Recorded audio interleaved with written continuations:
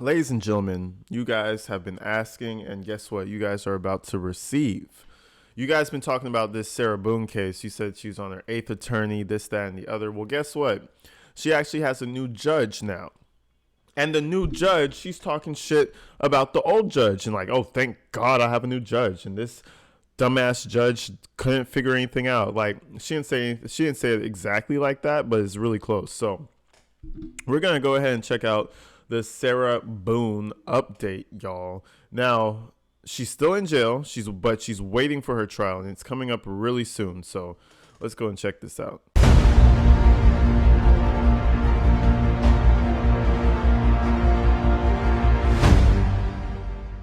Opening statements. I'm Julie Grant. This morning, we're shining a spotlight on the suitcase murder trial involving defendant Sarah Boone. She's accused of second-degree murder after she zipped her boyfriend up in a suitcase and left him there to suffocate and die, according to police back in 2020.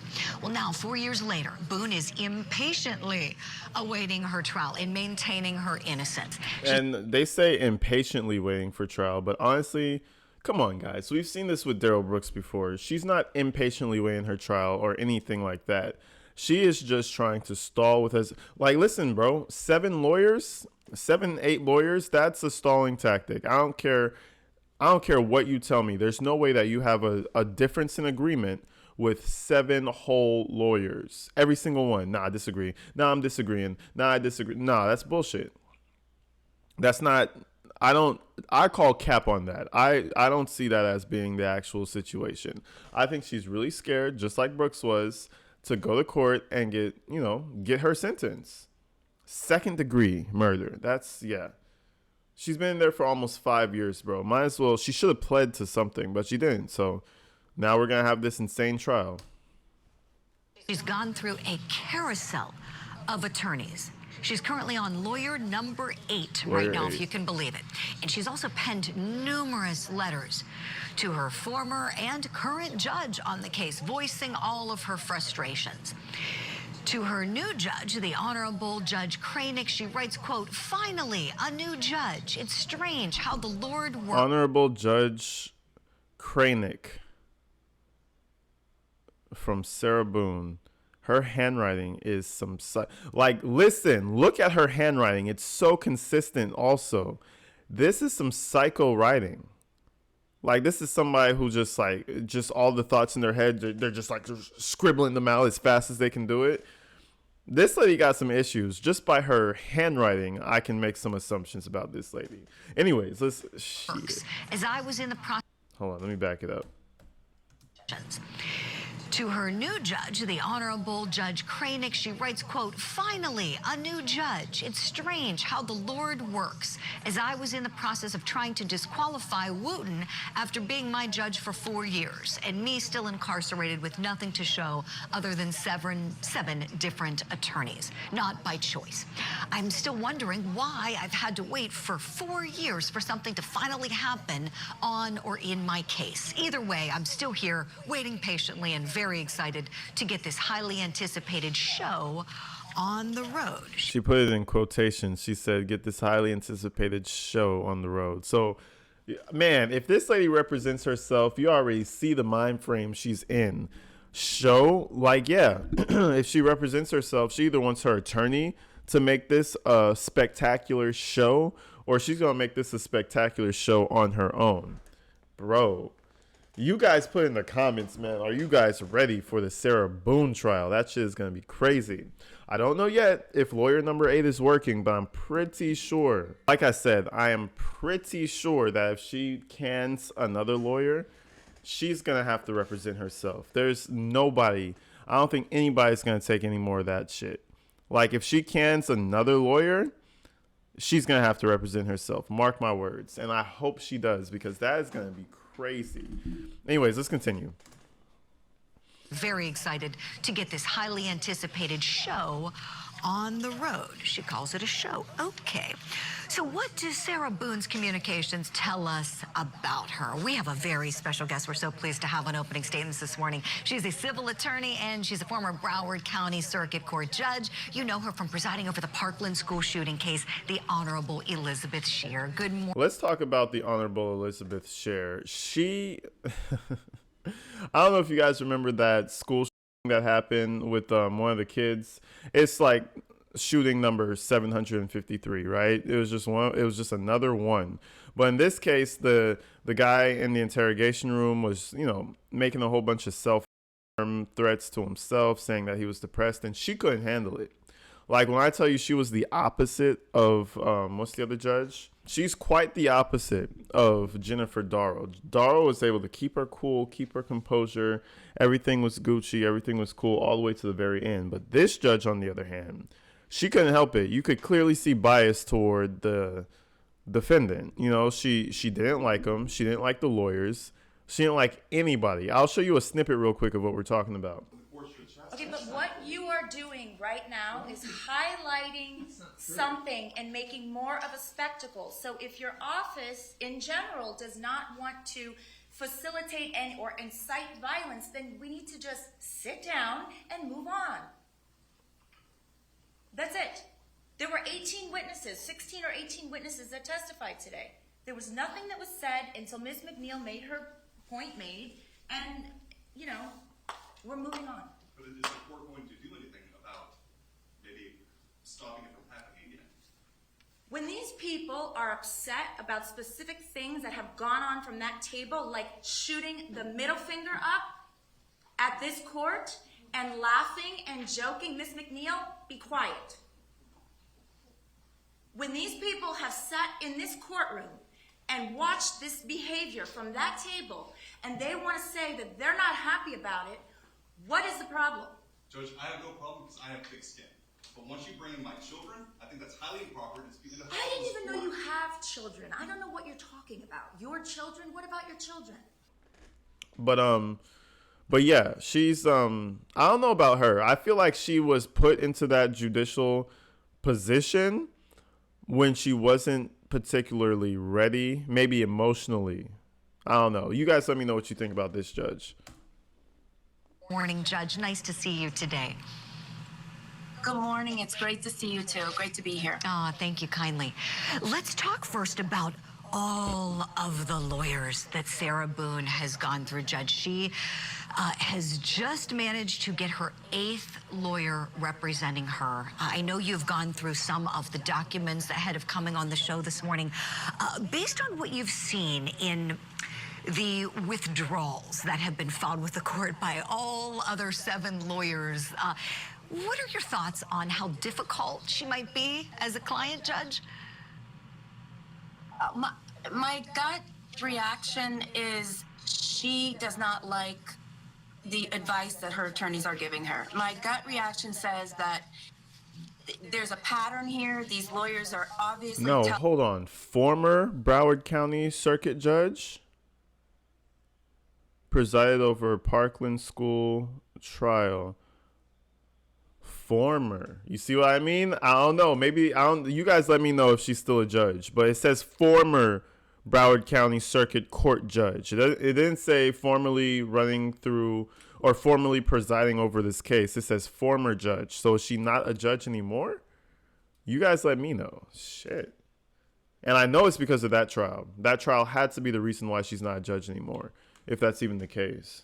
She's obviously coming up with some type of defense or some type of trial strategy that her lawyers believe to be either against her interests, not in her best interests, or just a flat out fraud on the court. In other words, something that's completely false. And they do not feel comfortable going forward representing this woman, knowing that that's the route she wants to take. Mm-hmm. That's my gut reaction when I read it. Although attorneys, they're not required to tell you exactly what happened because of attorney-client privilege, but when they use words like irreconcilable differences and due to ethical considerations, which were the words that were cited in the last motion to withdraw. That's sort of a judge read between the lines type thing. She wants me to do something that I can't do under the rules of professional responsibility. Yeah, Yes, she's gonna get Judge Shear. somebody disbarred. You know what I mean? Like, I can understand if it was something where, where it's like, no, I don't want you to do it this way. I want you to call this witness. Like, you could work with your lawyer and edit certain things. I've had a lawyer before in a not so great situation, and I told him certain things like, no, I don't want to do it this way. No, I want to wait till here. But at the overall and the totality of the entire situation, it's the lawyer's job. Let him do his job. Thank you for that. We use the term in the legal world, the noisy withdrawal, right? Where attorneys want to signal something to a judge like yourself to let you know, look, we're doing everything, right? Everything we can. It's not us, right? So, Judge, thank you for that. Moving on to something else. Sarah Boone likes to write letters to the judges. I'm sure during your time serving on the bench, you've received some jail mail yourself. What's it like when that happens, and how do you manage that, please? So, believe it or not, the majority of the jail mail, the judge doesn't read because it's actually an ex parte communication, meaning it's one party talking to you without the other party present. In other words, if the prosecutor was writing the judge letters without copying the defense, you can see how problematic that would be. So as a judge, you have to just do a cursory review of what is it that they're asking for. If they're asking to fire their lawyer, or they're indicating that they want a speedy trial, those are the only two times you can actually acknowledge their request. Anything else has to be copied and sent to the lawyers for both sides in order for it to be comply with the ethical rules of having both sides review everything. Right. Judge, thank you for that. Sarah Boone, currently on attorney number 8. Based on the past history, it may not work out so well. I'm wondering, let's just say you're the judge presiding over this case. How might you manage it if there's a problem with attorney number 8 then? At what point... Now, keep in mind, I just want to point this out. This is attorney number 8, and this is a new judge. Now, the one thing I'll say, the new judge that's coming in probably has heard about it, knows how this lady is, and he or she is going to be like, no. You're keeping this lawyer or you're going pro se. That's what I'm assuming is going to happen. He's going to give her an ultimatum like, listen, ma'am, this is lawyer number 8. The next one would be number 9. We're not going to do this all year, every year until the end of time. You know what I mean? You're going to either have to go pro se, represent yourself, or stick with this one. I know she doesn't have the money for all these lawyers, so these are all public defenders. Just let the public defender go home. Watch some football. Football season's over. Go watch some basketball. You know what I mean? Fuck this. Let her represent herself. And that's what, honestly, if she is so adamant about keeping the story, whatever story or theory or hypothesis she has in her head that she's trying to pass on to all these lawyers, if she's so adamant on staying on that, and you've seen that every single lawyer is going to say irreconcilable differences, we can't represent you. That means you should represent yourself. That's the only logical next step, is to just represent yourself, bite the bullet, get up on that stand, and then go to jail. You know what I mean? Like, shit. That's why I think this is going. I guess what I want to ask, at what point might there be a suggestion, or can there even be a suggestion to Sarah Boone to perhaps consider representing herself? Well, in my opinion, as a judge, the last thing that you want is somebody who's difficult to represent themselves, because that makes the job so much harder on everybody else. And it really, very rarely do you see a case where a defendant can represent themselves and be effective. So that would not be my goal. However, without criticizing any particular judge, I would say this boils down to case management. And my practice was, let's say attorney A wants to withdraw and attorney B wants to come in. I bring both attorneys forward before me and I say, why do you want to withdraw and why do you want to come in? And then I make them tell me exactly what else needs to be done on the case. I give them a reasonable amount of time, and I tell attorney B, I'll let you in on this case, but you're going to have let's say they ask for 6 months. Okay, 6 months, not a problem. I'm going to set the trial 6 months out, but you need to be prepared. If you can't be prepared, tell me now, and I won't let you in on this case. She'll have to find somebody else or stick with the previous lawyer. That would be so that it wouldn't get to attorney number 8. Right. Appreciate it, Judge. Judge, hearkening upon your experience as a prosecuting attorney, we know that you served as a prosecutor early in your career. I want to show you 2 clips now, please, and get your reaction on the other side. In the first one, this is going to be key evidence, the video of the victim inside the suitcase crying out for help.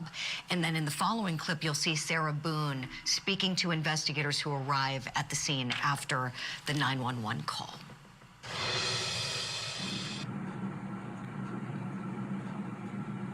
Yeah, we've all seen this video before. Just different angles, different horrific sounds. We've seen this video before. And I mean, it just gets more and more incriminating every time you see it. Like, the more times we see this video, bro, the more she's guilty. Imagine when the jury sees this. They just need to play this once. And she's going to jail. Like, bro, come on.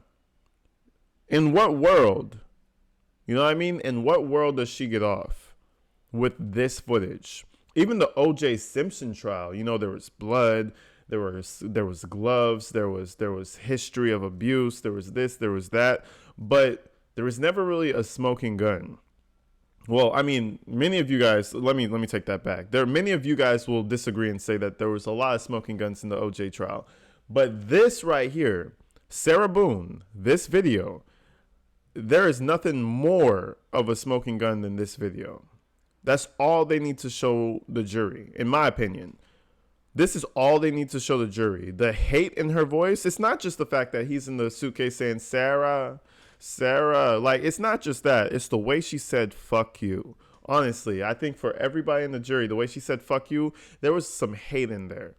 There was a little bit of hate, a lot of bit of hate mixed in with that fuck you, meaning like she really wanted to do this to him. Maybe he died on accident. Maybe he didn't. But the fact is she purposely left him in there against his will. That's all we need to know.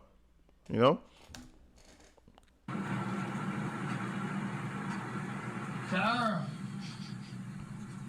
She's laughing at him.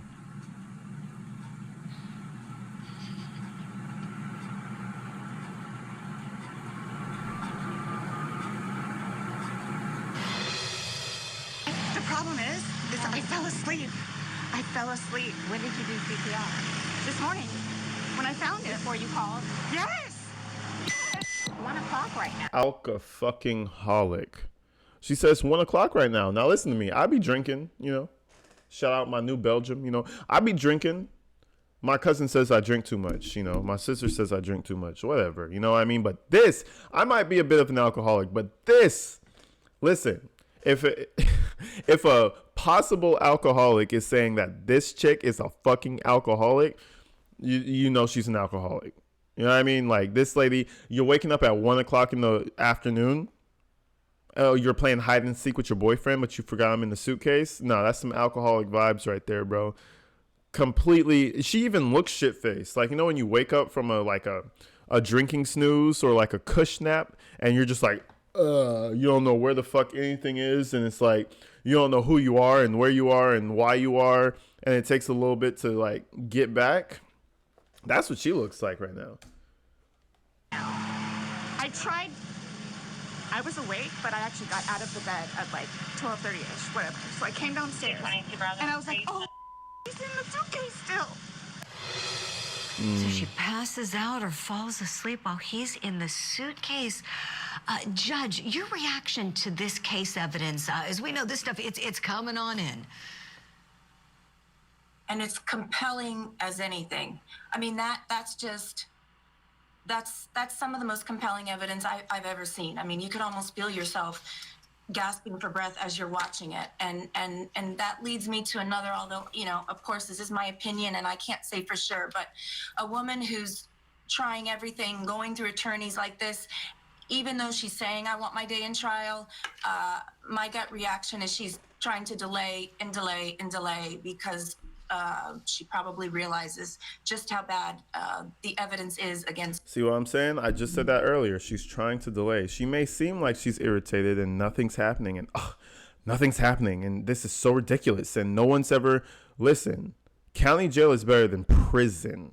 When they ship you off to that prison that they deem suitable for you, and you get up in there with all them ladies and all them like I don't know how this in women prison like that, but you get up in there, it ain't gonna be like county jail or wherever they're holding her. So logically, if you know you're going to jail, let's just push it out a little bit longer. Let's ride it out as long as we can, and maybe, hopefully, something might happen to get me free or put me on parole or give me probation. Guess what, Boone? You're getting life. I don't see, you guys put in the comments what you think. I don't see her getting anything other than life. You killed your boyfriend, 2nd-degree murder. That's life. A life for a life, in my opinion. You guys let me know what you think she's going to get. But I can tell you from now, she's not going to get an acquittal. She's not going to get freed, and the jury's not going to get her. The jury's not going to find her not guilty. So you can just X all those things out of your mind. Damn, I can't wait for this trial. I'm not going to lie. Her in this case. Right, Judge. I've got another clip where she's talking to police and they talk about notifying the victim's next of kin.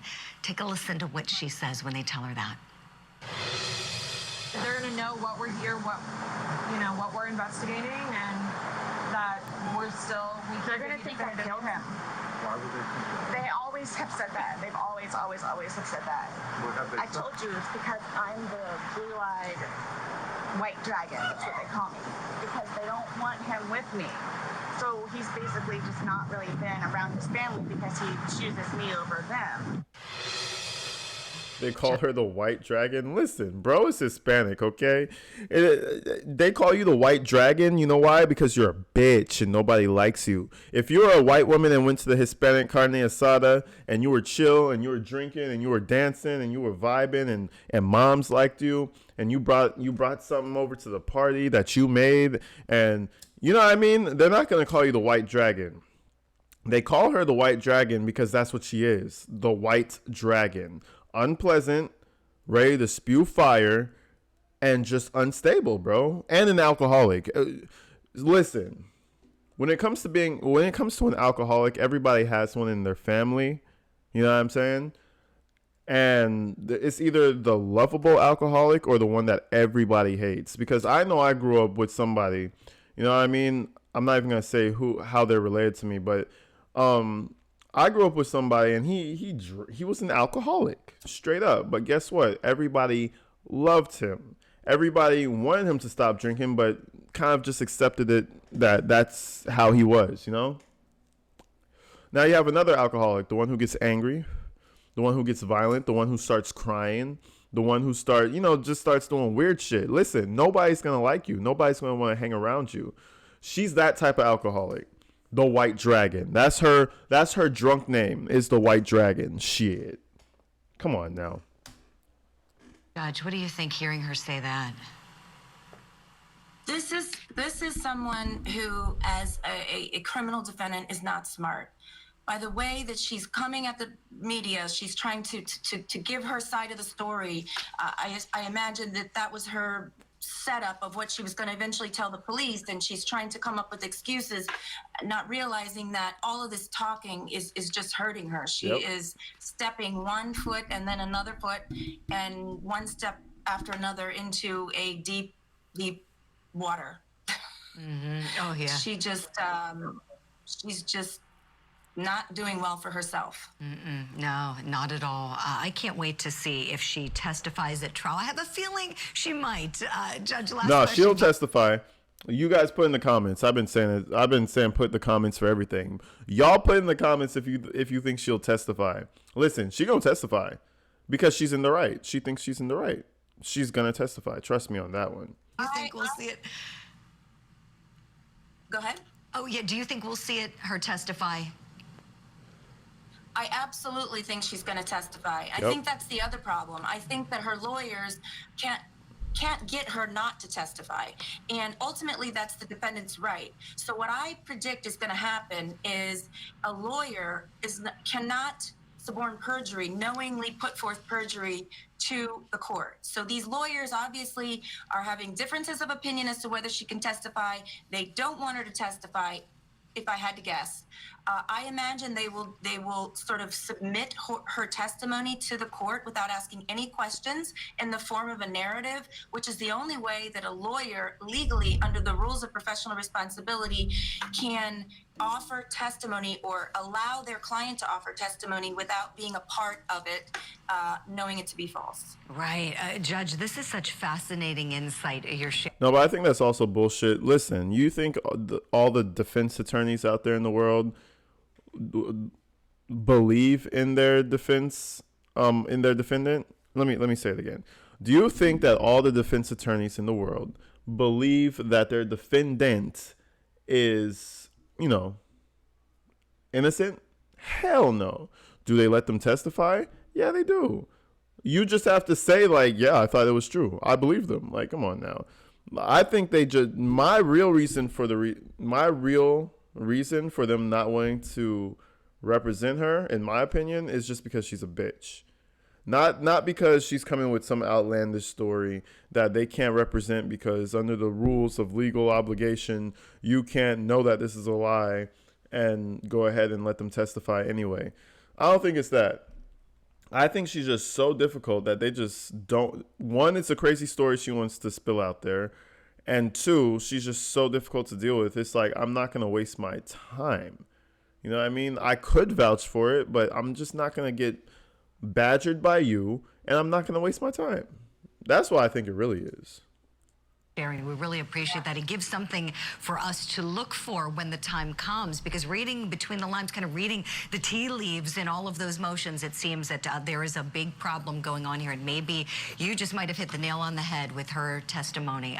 We've got to leave it there for now, but we would love to have you back. Judge. All right, people, I love you guys, man. You guys are fucking top tier. You guys are awesome. You guys let me buy my new car. You guys let me move into an apartment by myself. I used to have roommates and shit. Let's get real for a minute. You guys are dope. So all my subscribers, all my Patreon members, all my supporters, you guys, I appreciate y'all, man. Like, for real, for real. Like, you know what I mean? It's not like, you know what I mean? It's not something that I can easily just tell you guys. Like, I feel like I say it all the time, but you guys don't really get it. You guys are fucking awesome. Okay, each and every one of you guys, bro. I never in my wildest dreams, guys, listen, never in my wildest dreams did I think I would just be able to sit down in front of a camera and actually have somebody give a fuck, And now that we're kind of like a community and we get to hang out and talk all the time, and we get to do live streams and we get to do videos, it's really a dream job. So, I'm gonna keep it coming, guys. I'm gonna keep the dedication and the effort. Throughout my life last year, there were some crazy things, that I had to deal with. But listen, this year we're coming strong, people. So, I mean? Expect the content. I love you guys. You guys are awesome. And I'll see you in the next video. I'm out of here. Hopefully I have my hair done. By like next week. So keep an eye out for that. I'm going to be out of here, guys.